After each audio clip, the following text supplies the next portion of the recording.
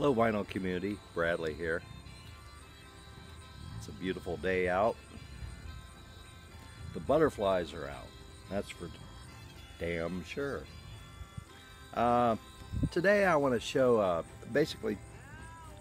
have a little showcase on one album. It's probably one of my top 5 albums, favorite albums of all time. So I will show the cover here and try to get a screenshot here. The glare is really bad here. This is Todd Rundgren, A Wizard, a True Star, from 1973.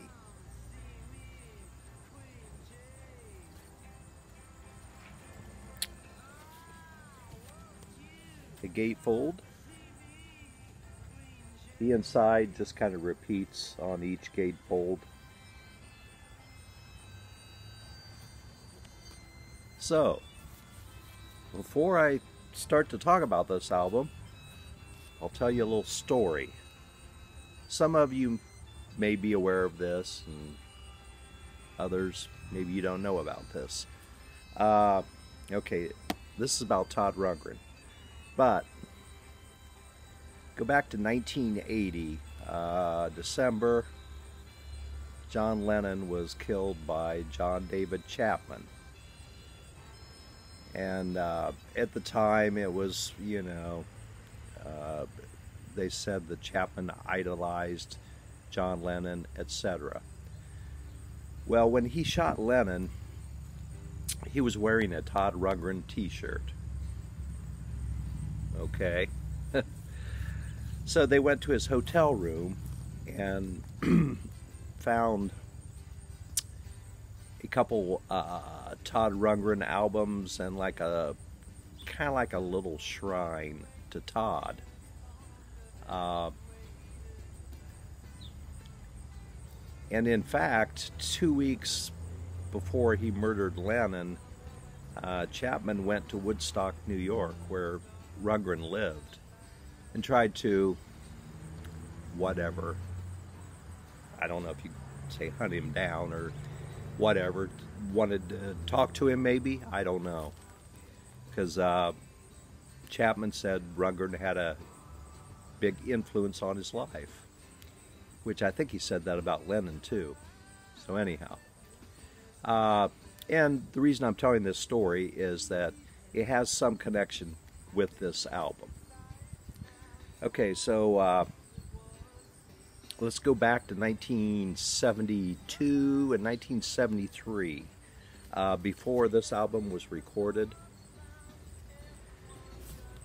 And at that time, Lennon, he was estranged from Yoko, went out to LA. That is known as the Lost Weekend for I don't know how long, year and a half, I don't know. And he was hanging out with Harry Nilsson. He was doing some recording with Phil Spector,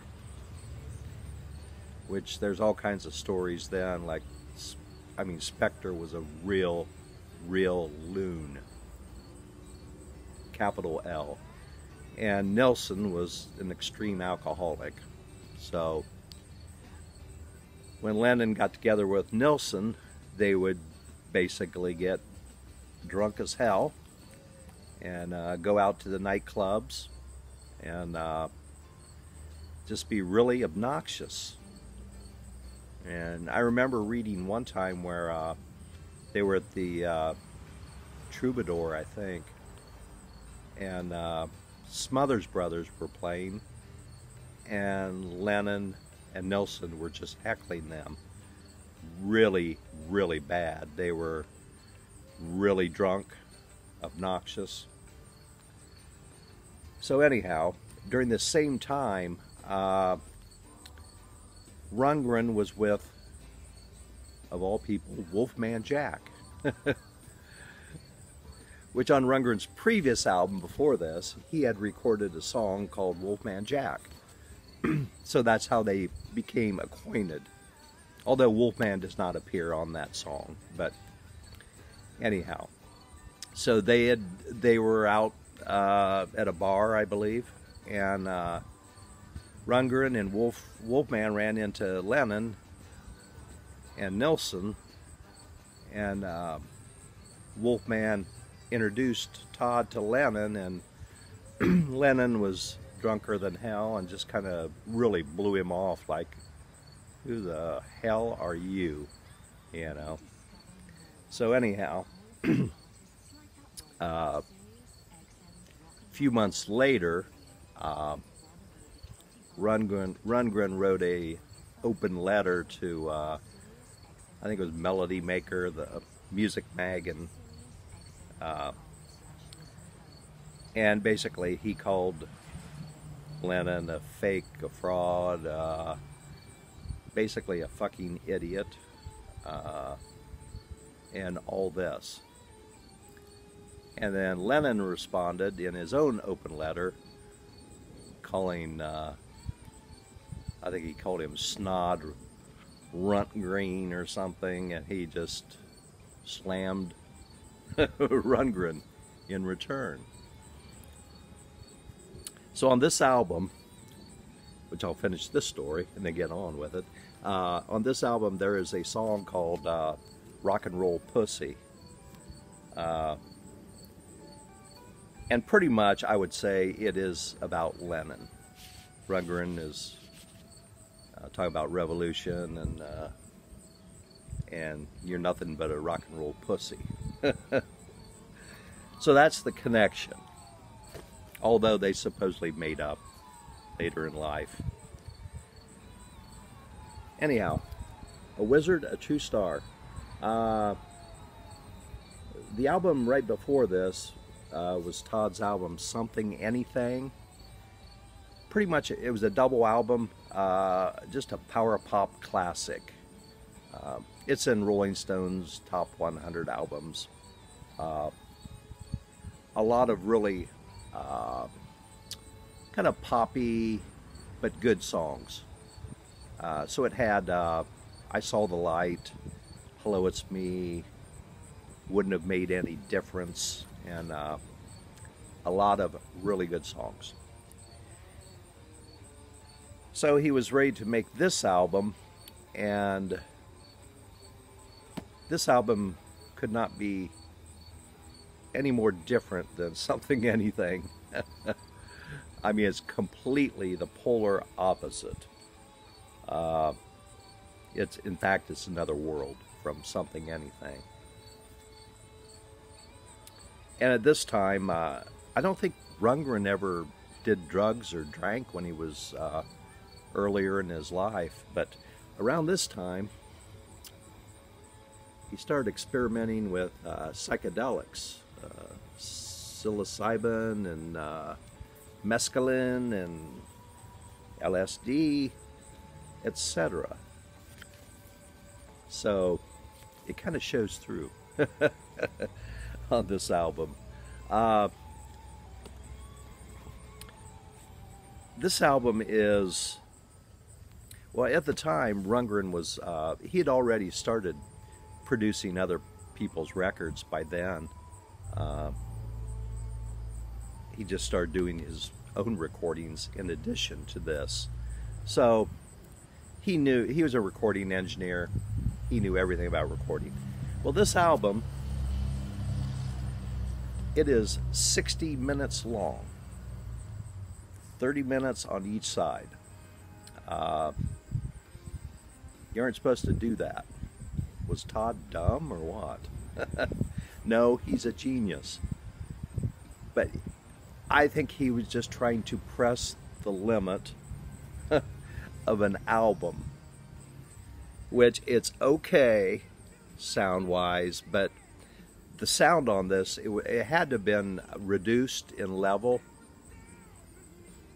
because otherwise I assume it would blow the needle right out of the grooves, because the grooves were so compact together. And this is a record I really wish they would remaster and put it on 2 albums, have 15 minutes aside. You know, it would be perfect. And actually on this album, Well, somewhere in here, it's got, there's a note from Todd that says, if this does not play loud enough for you, record it to cassette. Then you can really crank it up. So he knew what he was doing. And the die cuts on this album is very cool. Albert Grossman, he started Bearsville Records, which that's what Todd was on for the longest time. And he was Todd's manager at the time. I think he was Dylan's manager at one time, and Peter, Paul, and Mary, a lot of biggies.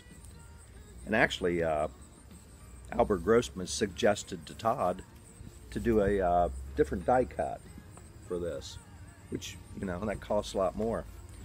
And also included in this album, Grossman suggested to Todd to put a postcard in there. So you would send the postcard in from this album, and on the next album, which I believe was Todd, they would put your name on the album somewhere, which they did. So, and I may be wrong, but because I never had that actual album, a friend of mine had it, and I think it was one of them. Well, we're talking about 1973, so the computer, it used a dot matrix, like IBM printer, basically would do text, and you could actually form a picture from a photograph, kind of, if you know what I mean, the shading and all that, using text. So all the people's names were in this big poster as a picture of Todd, which was really cool. So anyhow, getting to the album, very unusual album, mixture of, I don't know, psychedelic, futuristic, and when I say futuristic, there's a few artists or particular records I think of in my past that when I listened to their music, I got the feeling that, wow, this music is from the future. This is from like 50 years in the future, which would be probably 2020. And this was one of those albums, just the sound on it. Some of Van Halen's material kind of affects me the same way. It just sounds, I don't know what it is. And Boston, that was futuristic music. Well, this is what I consider futuristic music. Like I said, 60 minutes of music on an album. The first side, God, it's got several songs. I don't know, probably 10 or 11, I don't know, 10 songs. And pretty much all these songs, they seg into the following song. So there's no actual track separation between these songs. They kind of either fade in or abruptly start playing the next song. So if you were to make a 2 albums out of this, you'd have to find some place to make that cut. But that's the only drawback. I'll briefly go over these songs. Opens with International Feel. Then the next is Never Never Land, a spacey piano, kind of like that Peter Pan song, Never Never Land, I guess. Then a very short Tick Tick Tick, It Wears Off. And this has got a lot of early synthesizer on it, which Todd plays it. Well, it's not actually Todd, I don't think. Well, on some of it, it may be. Just really melodic and very nice. Next song, just a strange, you need your head. Okay, then we go into that song about John Lennon, Rock and Roll Pussy. Get up, get up, get up and see Revolution on the TV. Will you get your nails dirty, or are you only just a rock and roll pussy? And that's followed by Dogfight Giggle, which is weird, two synthesized dogs giggling. You Don't Have to Camp Around. Flamingo is really cool. It's got a nice synthesizer break in there. The Zen Archer, fabulous. Just Another Onion Head. And a lot of these songs are only like a minute long. They're more like snippets, but they're really cool. Da Da Dally. And the last, well, not the last song, second to last song, When the Shit Hits the Fan, Sunset Boulevard. Fantastic song. And it ends with International Feel, which is a very brief reprise. And I will tell you, the musicians on this album are, where are they? Okay. Mark Moogie Klingman played the Moog. John Siegler, Randy and Mike Brecker, the jazz people. David Sanborn, jazz saxophonist. Rick Derringer plays guitar on some of this. Okay, on the second side, it's not as quirky as the first side, but it's still a little unusual. And a lot of these songs, with the use of the synthesizers in the background, sounds really spacey, and his piano is phased or whatever. I don't know. Sometimes I don't know what to feel. First song, excellent. Does Anybody Love You? Which is fantastic. I always love the line, which he's not being cruel, but it's true, you know. But love between the ugly is the most beautiful love of all. Basically said. Then they have he goes into 4 soul songs like Motown or Philadelphia, and they are all together. They seg into each other. I'm So Proud. Ooh, Baby, Baby. La La La La La means I love you. And Cool Jerk. Hungry for Love. Pretty wild lyrics. And the lyrics on all these are fantastic. I Don't Want to Tie You Down. Fantastic. Is It My Name? And it ends with, you may have heard this Rundgren song.